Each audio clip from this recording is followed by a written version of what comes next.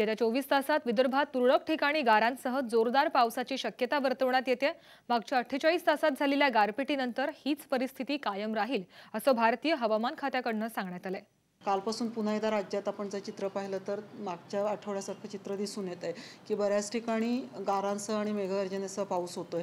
विशेषतः कालपासून ह्याच्यामध्ये वाढ झालेली दिसून येते आणि ह्याचं कारण मुख्य असं आहे की दोन वेगळ्या पद्धतीचे विंड सिस्टीम्स ज्याला म्हणतात, म्हणजे जर आपण उत्तर भारत आणि मध्य भारताचा विचार केला तर या भागावरती जे वारे आहेत ते पश्चिमेकडून येणारे वारे आहेत, जे तुलनेने थंड आणि कोरडे वारे आहेत, आणि दक्षिण भारतावरचे जे वारे आहेत ते बंगालच्या उपसागराकडून येणारे वारे आहेत, जे तुलनेने गरम वारे आहेत आणि ते बंगालच्या उपसागरावरून येत असल्यामुळे त्याच्यामध्ये आर्द्रतेचं प्रमाण जास्त आहे। तर हे दोन ज्या पद्धतीचे एकदम एकमेकांच्या विरुद्ध पद्धतीचे ह्या विंड सिस्टीम्स आहेत आणि त्यांचा एक प्रकारे संगम होऊन किंवा ते एकमेकांना भिडल्यामुळे संपूर्ण मध्य भारतामध्ये अशा पद्धतीचा पाऊस, म्हणजे गारांचा पाऊस होण्याचं मुख्य कारण हे की दोन वेगळ्या प्रकारच्या वाऱ्यांच्या संगमामुळे किंवा हे दोन्ही सिस्टीम्स एकमेकांना पूरक असल्यामुळे अशा पद्धतीचा पाऊस होतोय।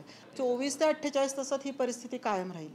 याच्यामध्ये खूप म्हणजे त्याचा जोर ओसरण्याची शक्यता पुढच्या 36 तासात तरी नाही आहे, कारण आत्ताची जी एकूण आपण सगळं प्रेडिक्शन पाहिलं तर या ज्या सिस्टीम्स मी आत्ता सांगितल्या, कमी दाबाचा पट्टा, सर्क्युलेशन, हे त्या ठिकाणी कायम राहण्याची शक्यता आहे।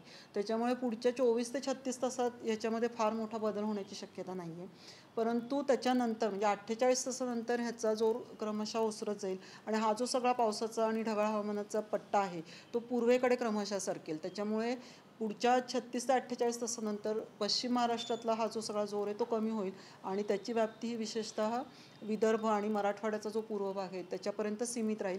त्याच्यानंतर तिथलाही म्हणजे पुढच्या 3-4 दिवसानंतर एकूणच राज्यातली परिस्थिती आणखीन म्हणजे पावसाचा जोर कमी होईल।